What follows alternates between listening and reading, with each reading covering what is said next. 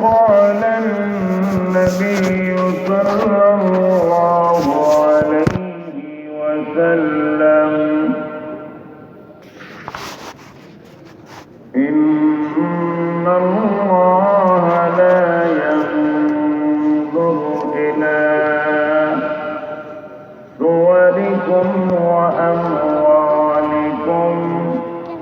ولكن ينظر إلى قلوبكم وأعمالكم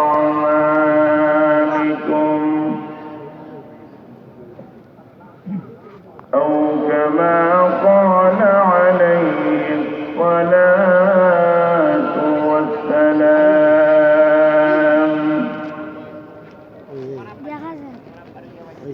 وقال النبي صلى الله عليه وسلم البخيل من ذكرت عنده ولم يصلي عليه.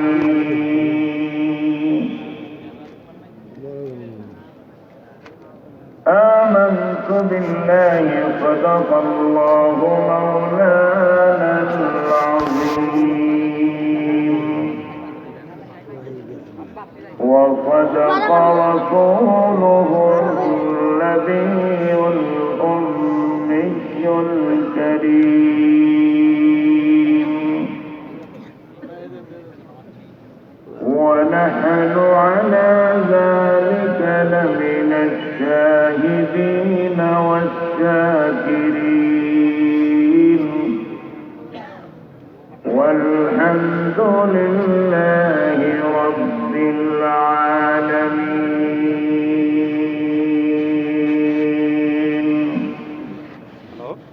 صلى الله على سيدنا ومولانا محمد وعلى آله وأصحابه وسلم.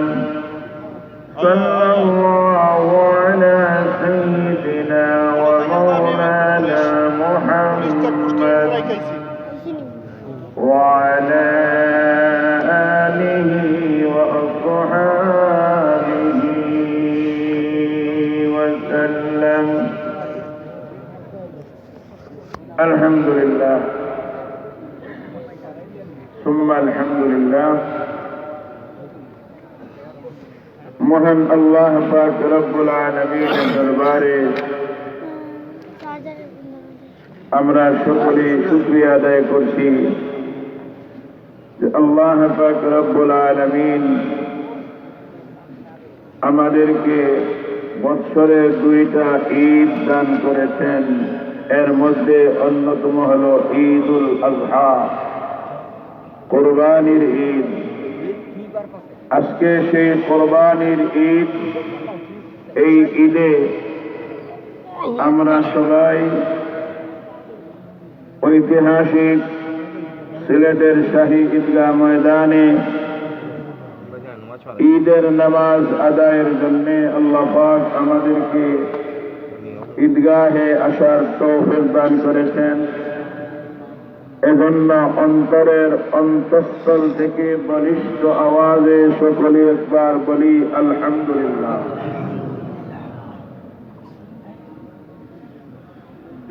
মুহতারাম হাজিরিন কিরাম, আমি প্রথমে আপনাদের সামনে আজকের এই ঐতিহাসিক শাহী ঈদগাহের নির্ধারিত খতিব, সিলেট কেন্দ্রীয় জামে মসজিদের মুহতারাম খতিব সাহেব হুজুর হযরত মাওলানা মুশতাক আহমদ খান সাহেব দামাত বারাকাতুহুমুল আলিয়া হুজুরের পক্ষ থেকে আপনাদের সকলকে সালাম। হুজুর আপনাদেরকে সালাম দিয়েছেন। আপনাদের সবাইকে হুজুর আসসালামু আলাইকুম ওয়া রাহমাতুল্লাহ বলেছেন।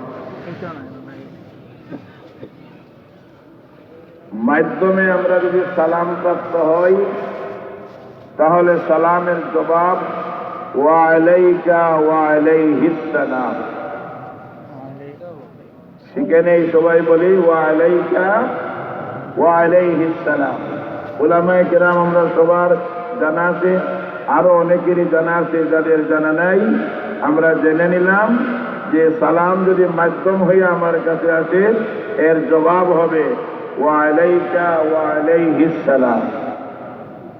হুজুর খুবই অসুস্থ, আজকে হুজুর ওখানে বয়ান করার কথা ছিল, হুজুরের অসুস্থতার কারণে আজকে আমাকে কিছু কথা আপনাদের সামনে বলতে হচ্ছে। হুজুরের সুস্থতা কামনায় রব্বে করিমের কাছে আমরা দোয়া করব, আল্লাহ পাক রব্বুল আলামিন হযরতের সুস্বাস্থ্য যেন দান করেন। আমিন। একটু মন থেকে সকলে বলি আমিন। আমিন। মুহতারাম হাজিরিন কেরাম, আজকে কোরবানির ঈদ, ঈদুল আজহা। হ্যালো, আজকে এই কোরবানির দিনে পরে আমি যে দাঁড়াইছি দেখতে রব্বে করিমের কাছে সবচেয়ে দামি এবং সবচেয়ে বেশি পছন্দের যেই আমল, এটা হলো রক্ত প্রবাহিত করা তথা কোরবানি করা। আল্লাহ পাক রব্বুল আলামিন এই কোরবানির মধ্যে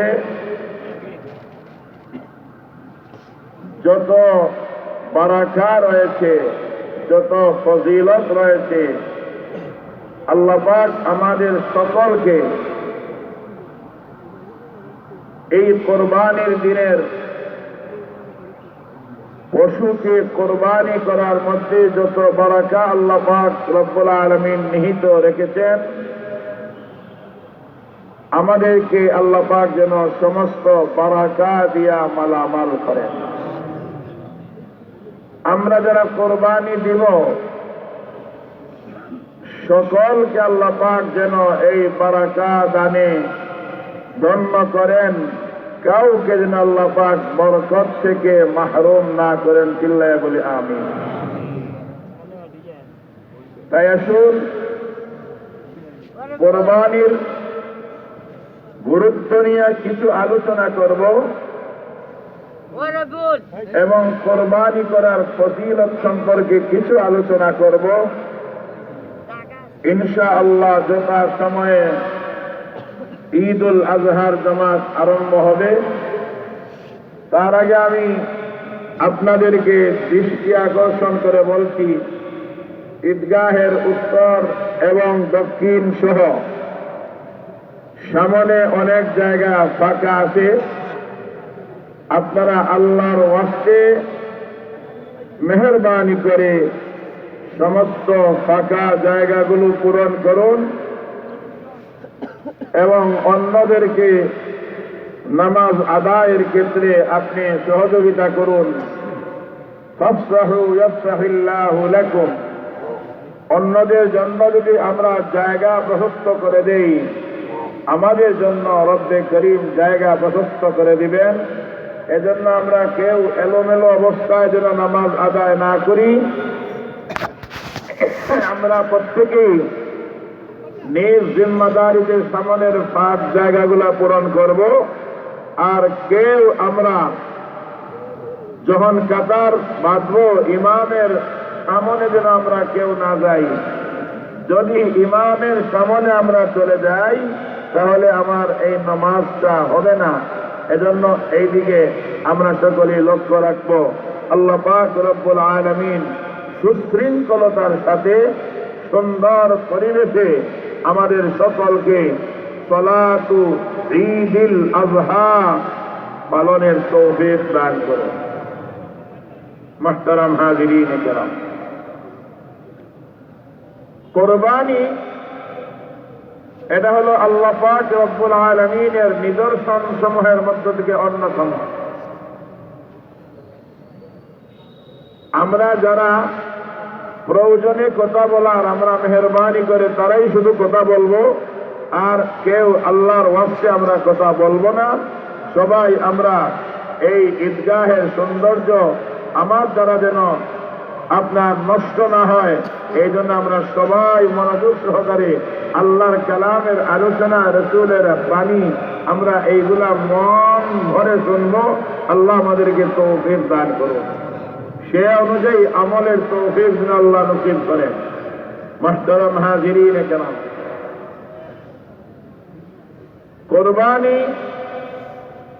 এটা আল্লাহ পাকের নিদর্শন সমূহের মধ্য থেকে অন্যতম। যেমন কোরআনে কারীমে আল্লাহ পাক বলেন, যালিকা ওয়া মান ইউআযযিম শাআইরাল্লাহ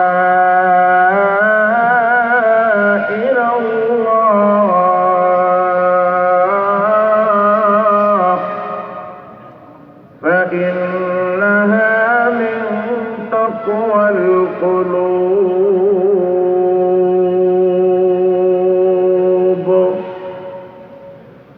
এই যে কোরবানি, এটা আল্লাহ পাকের নিদর্শন সমূহের মধ্য থেকে অন্যতম। এর প্রতি সম্মান প্রদর্শন, এটা অন্তর থেকেই আসে। আল্লাহ পাক রব্বুল আলামিন এই কোরবানির মধ্যে আমাদের জন্য অনেক অনেক সবক রেখেছেন। মুহতারাম হাজিরিন কেরাম, এই কোরবানি করার মাধ্যমে আল্লাহ পাক রব্বুল আলামিন আমাদেরকে অন্তরের যে পশু, যেটাকে নফস বলা হয়, এই নফসকে জবাই করা, অর্থাৎ এই কোরবানির মাধ্যমে আমরা যেন কোরবানি করতে গিয়ে শয়তানের কোনো ধোঁকার শিকার না হই, শয়তানের আক্রমণের শিকার আমরা যেন না হই। এই কোরবানির দ্বারা আল্লাহ পাক রব্বুল আলামিন আমাদেরকে সবক দিচ্ছেন যে কোরবানি করবা, এটা একমাত্র হবে কার জন্য? একটু আওয়াজ দিয়ে বলি, সবাই বলি কার জন্য? এজন্য কোরআনে কারীমের খুতবায় আমার তেলাওয়াতকৃত আয়াতে আল্লাহ পাক বলেন, কুল ইন্না সালাতি ওয়া নুসুকি ওয়া মাহইয়ায়া ওয়া মামাতি লিল্লাহি রাব্বিল আলামিন।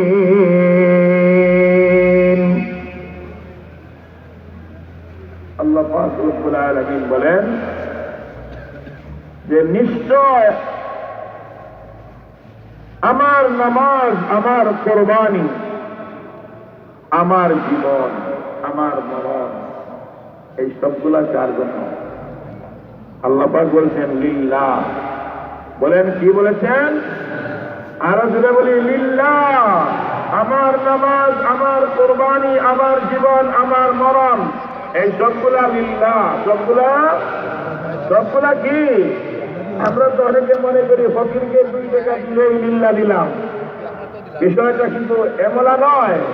আমার জীবনটা হবে, মরণটা হবে, নামাজ হবে, কোরবানি হবে, সবগুলা হবে একমাত্র লিল্লাহ। কার জন্য? লিল্লাহ বলি কার জন্য? আল্লাহর জন্য। তো আল্লাহ পাক রব্বুল আলামিন আমাদের সকলকে একমাত্র আল্লাহর জন্য আমাদেরকে কোরবানি করার জন্য তৌফিক নসিব করেন। যদি আমার নিয়তের মধ্যে আল্লাহ পাক ছাড়া অন্য কোনো কিছু চলে আসে, লৌকিকতা চলে আসে, মানুষকে দেখানো, মানুষ আমাকে বাহ দিবে, আমি বড় মোটা তাজা গরু, মোটা তাজা মহিষ, বিশাল বড় উট কোরবানি দিচ্ছি, আমার কথা নেক্সট যুগে চলে যাবে, সবাই আমাকে চিনবে, এইভাবে যদি আপনার গায়রুল্লাহর নিয়ত অন্তরের মধ্যে থাকে, তাহলে এই নিয়তে কোরবানি দিলে কোরবানির কোন ফজিলতকে লাভ করতে পারবে? কথা বলেন, লাভ করতে পারবে না। অথচ কোরবানির ফজিলত এত বেশি, যদি এটা আল্লাহর জন্য হয়, নিয়ত যদি সহি হয়। কারণ বুখারী শরীফের সর্বপ্রথম হাদিস এজন্যই আপনার বুখারী শরীফের মধ্যে প্রথমে এনেছেন যে আপনি দুনিয়াতে যত ভালো কাজ করবেন, যত দিনের কাজ করবেন, আপনি চাই এটা শারীরিক ইবাদত হোক, এটা মালি ইবাদত হোক, এটা যে পর্যায়ের ইবাদত হোক, এই ইবাদতটা হতে হবে নিখুঁত, একমাত্র খালিস। কার জন্য? একটু জোরে বলি, কার জন্য? আল্লাহর জন্য। নবীজি সাল্লাল্লাহু আলাইহি ওয়াসাল্লাম ফরমান, ইন্নামাল আমালু বিন্নিয়াত। সব আমলের নির্ভর করে নিয়তের উপর। আমার নিয়ত যদি কি হয়, শুদ্ধ হয়, তো আমার এই কোরবানির মধ্যে, নামাজের মধ্যে, বয়ানের মধ্যে, সমস্ত দিনদারির মধ্যে সওয়াব দিবেন কে? কে দিবেন? আর যদি আমার নিয়তের মধ্যে ঝামেলা থাকে, তাহলে আমি যত বড় নেক আমল করি না কেন, এই সমস্ত আমল বেফায়দা হবে, মূল্যহীন হবে, কোনো লাভ হবে না। এজন্য ইখলাস ওয়ালা দিল নিয়ে আজকে কোরবানির দিন, ঈদের দিনে কোরবানি, আল্লাহ পাক আমাদেরকে পশুগুলাকে আল্লাহর জন্য জবাই করার তৌফিক নসিব করেন। এই কোরবানির গুরুত্ব সম্পর্কে এক হাদিসের মধ্যে আছে, قال النبي صلى الله عليه وسلم, হযরত রাসূল আকরাম সাল্লাল্লাহু আলাইহি ওয়াসাল্লাম ইরশাদ ফরমান, من وجد سعة لأن يضحي فلم يضحي فلا يحضر مصلانا.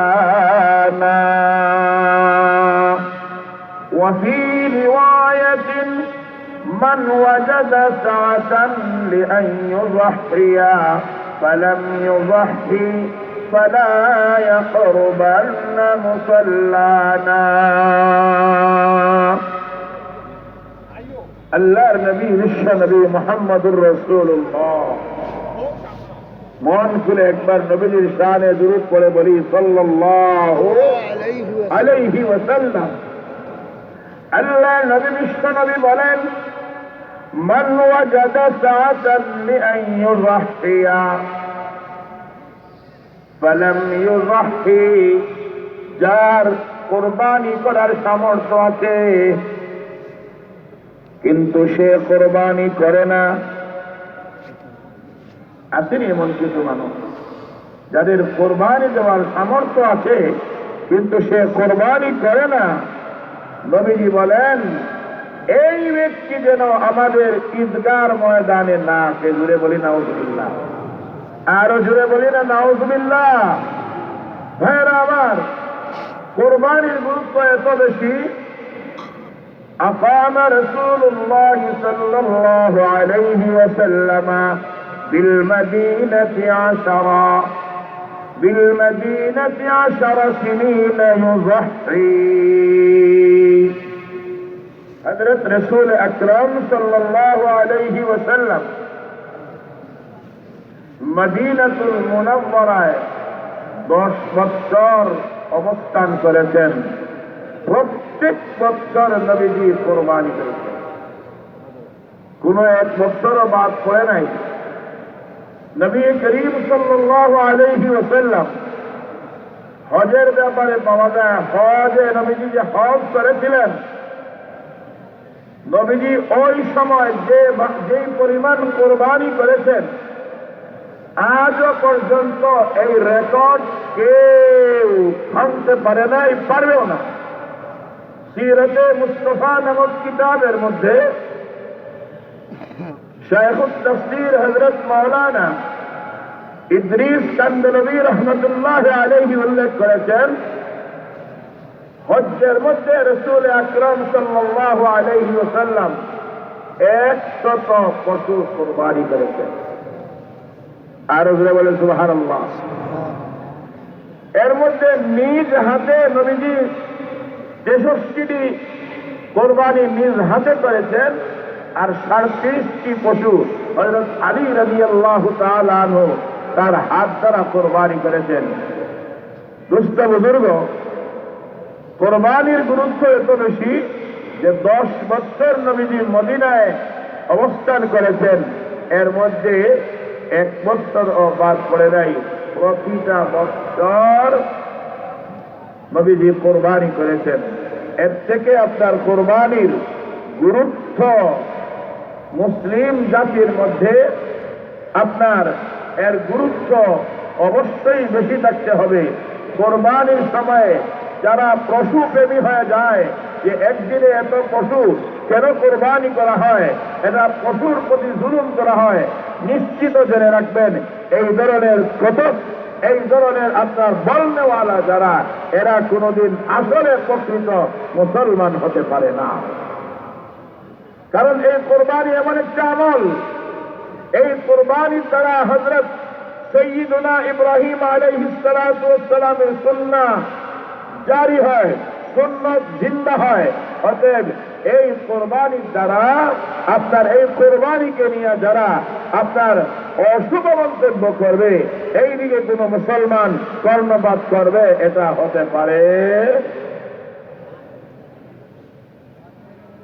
আসুন আমি এখন আপনাদের সামনে কোরবানির কিছু ফজিলত নিয়ে আলোচনা করতে চাই। কোরবানির ফজিলতের মধ্য থেকে একটা হলো হযরত রাসূল আকরাম সাল্লাল্লাহু আলাইহি ওয়াসাল্লাম ইরশাদ ফরমান, মা আমিলা ইবনু আদম মিন আমালিন ইয়াওমান নাহরি আহাব্বা ইলাল্লাহি মিন ইহরাকিদ দাম।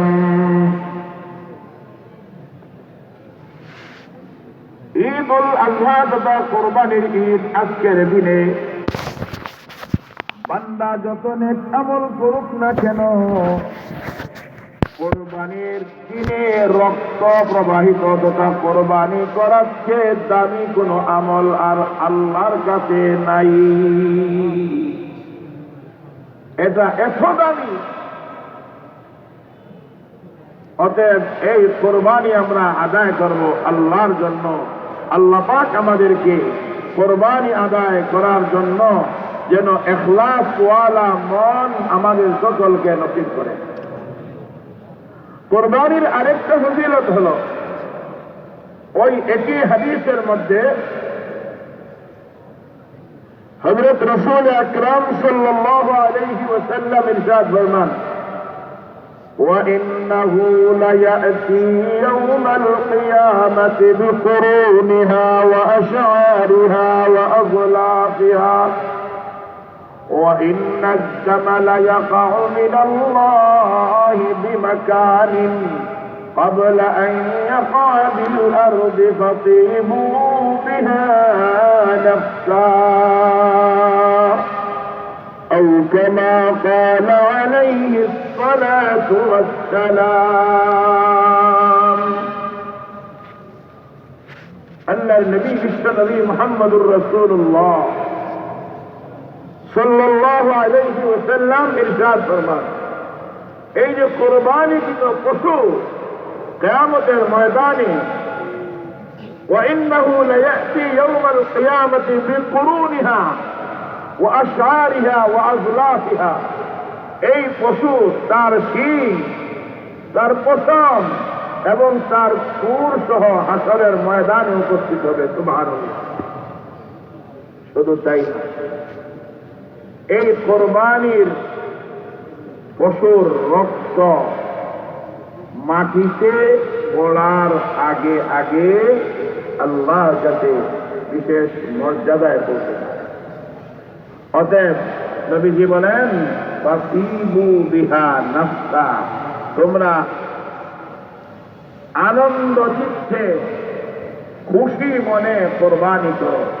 মনের মধ্যে কোনো বেজারি নেই, মনের মধ্যে কোনো সংকীর্ণতা নাই, আরে আমার এত টাকা চলে গেল কোরবানি করতে গিয়া, এই রকমের কোনো প্রকারের সংকীর্ণতা বোধ যেন অন্তরের মধ্যে না আসে।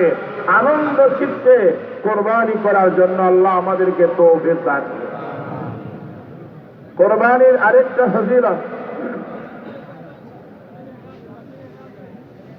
রাসূল আকরাম সাল্লাল্লাহু আলাইহি ওয়াসাল্লাম ইরশাদ ফরমান, সাম্মিনু যাহায়াকুম ওয়া ফি রিওয়ায়াতিন আযিমু যাহায়াকুম فإنها على الصراط مطاياكم। হে আমার উম্মতেরা, তোমরা কোরবানি করবা, মুঠা তাজা নিষ্ঠ পশু দেখে তোমরা কোরবানি করবা, কারণ এই কোরবানি তোমাদের জন্য কিয়ামতের ময়দানে যেই দিন পুলসিরাত কায়েম করা হবে, পুলসিরাত যে একটা আছে, এই বিশ্বাস আমাদের আছে না নাই? বিল্লাহ আছে না নাই? ওয়া ইম মিনকুম ইল্লা ওয়ারিদুহা কানা আলা রাব্বিকা হাতমান মাকদিয়া। একটা পুলসিরাত, একটা সিরাত কায়েম করা হবে, যে সিরাত সম্পর্কে আল্লাহ নবী, বিশ্ব নবী হাদিসের মধ্যে বলেছেন, ওই পুলসিরাতের দীর্ঘ হবে, ওটা লম্বা হবে 30,000 বছরের রাস্তা। কত বছরের রাস্তা? 30,000 বছরের রাস্তা হবে। আর চুলের চেয়েও এটা আরো চিকন হবে, দাঁড়ানো অস্ত্রের চেয়ে আরো বেশি দাঁড় হবে, নিচ থেকে উপর দিকে উঠতে লাগবে 10,000 বছর, সমতল হবে 10,000 বছর, উপর থেকে নিচের দিকে নামতে আরো লাগবে 10,000 বছর। এত একটা মারাত্মক ধরনের একটা পুলসিরাত, এত একটা আপনার কঠিন অবস্থা।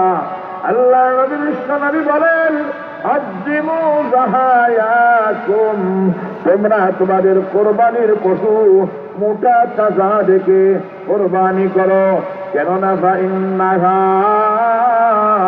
আলা সিরাতি মাতায়াকুম, এটা তোমাদের পুলসিরাতে, এই জন্তুটা তোমাদের জন্য বাহনের কাজে লাগবে। কোরবানির জন্তুটা আমাদের জন্য বাহনের কাজে লাগবে। আল্লাহ পাক এই জন্তুর মাধ্যমে আমাদেরকে আপনার তরিত পুলসিরাত পার হওয়ার তৌফিক যেন নসিব করেন। অতএব আপনার এখন বলে থাকলে বলুন, এই ফজিলত পেতে কার না মন চায়? সবাই তো চাই যে পুলসিরাতের ফুল বিদ্যুতের আপনার গতির চেয়ে আরো কোনো গতি থাকলে সেই গতিতে আমরা যেন পার হব, এই নিয়ত তো সকলের নাই না। তাহলে কোরবানিটা পশু করব মানুষের নামে না আল্লাহর নামে? কার জন্য করব? এমন ভাবে কোরবানি করব যেন এই কোরবানির মধ্যে কোনো গায়রুল্লাহর সংমিশ্রণ থাকে না, যেন এই কোরবানির মধ্যে কোনো লৌকিকতা থাকে না, যেন এই কোরবানির মধ্যে আপনার কোনো ঝামেলা থাকে না। নিয়ত যদি হয় আল্লাহর জন্য, ইনশাআল্লাহ সুম্মা ইনশাআল্লাহ এই কোরবানির ফজিলত আল্লাহ পাক আমাদেরকে অবশ্যই দিবেন। রব্বে করিমের কাছে আমাদের আশা করা যায় কিনা? আল্লাহ পাক রব্বুল আলামিন এই যে হাদিসটা বললাম, আযিমু যাহায়াকুম ফাইন্নাহা আলা সিরাতি মাতায়াকুম, তোমরা মুঠা সাজা থেকে কোরবানি করো, এটা পুলসিরাতে বাহন হয়ে যাবে। আল্লাহ পাক এই ফজিলত আমাদের সকলকে যেন নসিব করেন। এই ফজিলত থেকে আমাদের কাউকে যেন আল্লাহ পাক মাহরুম না করেন। চিল্লায় বলি আমিন। শুধু তাই না, মন থেকে যদি আমরা কোরবানি দেই আল্লাহকে পাওয়ার জন্য, তাহলে আর কি ফজিলত? রাসূল আকরাম সাল্লাল্লাহু আলাইহি ওয়াসাল্লাম ইরশাদ ফরমান যে তোমরা আনন্দ চিত্তে মনের খুশিতে আল্লাহকে পাওয়ার জন্য তোমরা কোরবানি দাও। যদি এভাবে কোরবানি দিতে পারো তাহলে এই কোরবানির জন্তু জাহান্নামের ক্ষেত্রে তোমাদের জন্য দেওয়াল হয়ে দাঁড়াবে, জান্নাতে নিয়ে পৌঁছাবে। এই পশু তোমাকে জাহান্নামে ঢুকতে দেবে না। দোস্ত বুজুর্গ, আল্লাহ পাক রব্বুল আলামিন আমাদের সকলকে ইখলাস ওয়ালা দিন নিয়ে কোরবানি করার তৌফিক দান করেন। আবু সাঈদ খুদরি রাদিয়াল্লাহু তাআলা আনহু থেকে রিওয়ায়াত, তিনি বলেন একবার হযরত রাসূল আকরাম সাল্লাল্লাহু আলাইহি ওয়াসাল্লাম হযরত আয়েশা রাদিয়াল্লাহু তাআলা আনহাকে বললেন, ও আয়েশা, কোরবানির পশুর কাছে গিয়া দাঁড়াও, যাও, তুমি যে কোরবানি দিবা এর কাছে যাও।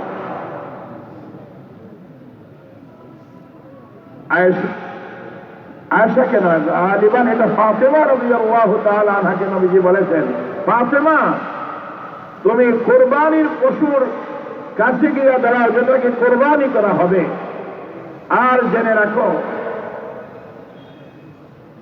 এই কোরবানির পশুর থেকে প্রথম যে রক্ত জমিনের মধ্যে পড়বে, এই রক্তটা প্রথম ফোঁটা জমিনের মধ্যে পড়ার সাথে সাথে তোমার জিন্দেগীর সমস্ত গুনাহ আল্লাহ মাফ করে দিবেন।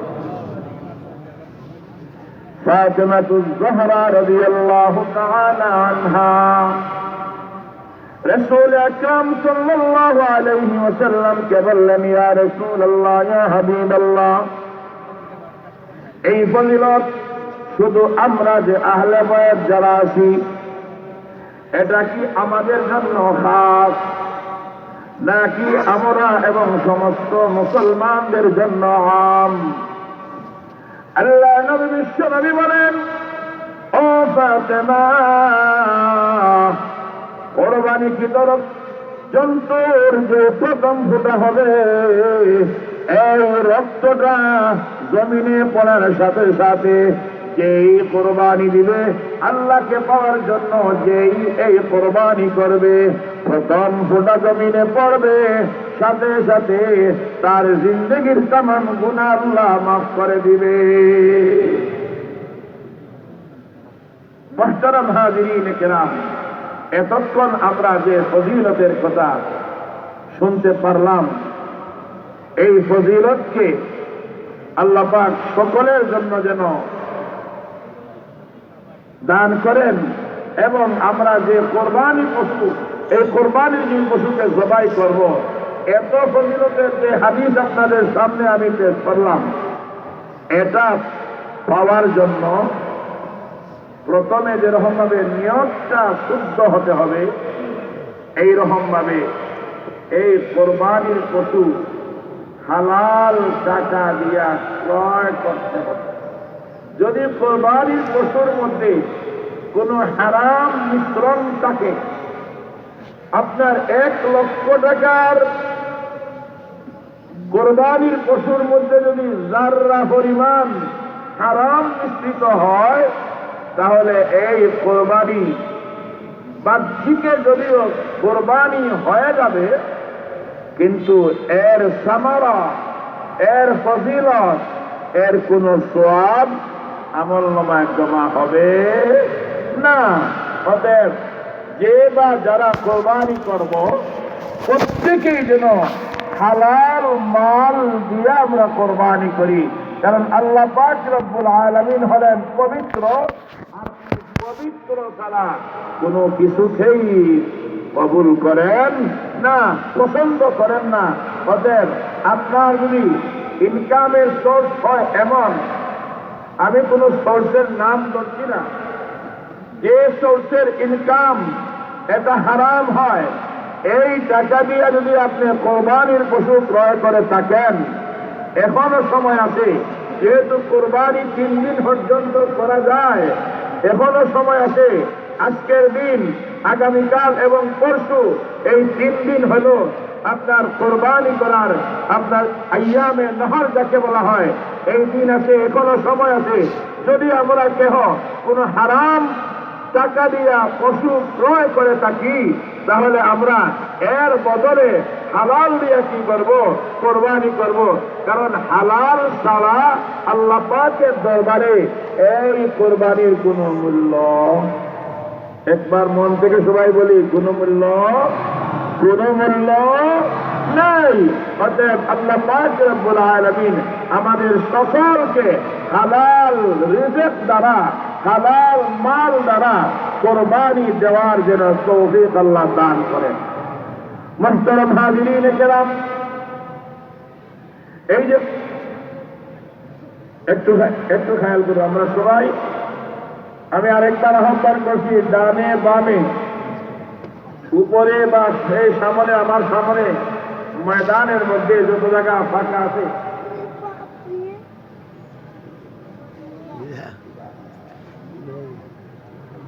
ইনশাআল্লাহ ইনশাআল্লাহ আমরা সবাই উত্তরে এবং দক্ষিণে সামনে আমরা সবাই সারিবদ্ধভাবে সুশৃঙ্খলতার সাথে আমরা সবাই কাতারগুলা ঠিক করে নেই। আল্লাহ পাক রব্বুল আলামিন এই যে আমরা কিছু কোরবানির ফজিলত নিয়ে আলোচনা করলাম, এই ফজিলত আল্লাহ পাক সবাইকে যেন দান করেন এবং কোরবানির মাধ্যমে আল্লাহ পাক আমাদের সকলকে দুনিয়া এবং আখিরাত উভয় জগতে যেন সফলতা নসিব করেন। সকলে আওয়াজ দিয়া বলি আমিন। ওয়া আখিরু দাওয়ানা আনিল হামদুলিল্লাহি রাব্বিল আলামিন। আসসালামু আলাইকুম ওয়া রাহমাতুল্লাহি ওয়া বারাকাতুহু। সবাই বসে পড়ি। এখন আমাদের ঈদগাহ কমিটির পক্ষ থেকে কিছু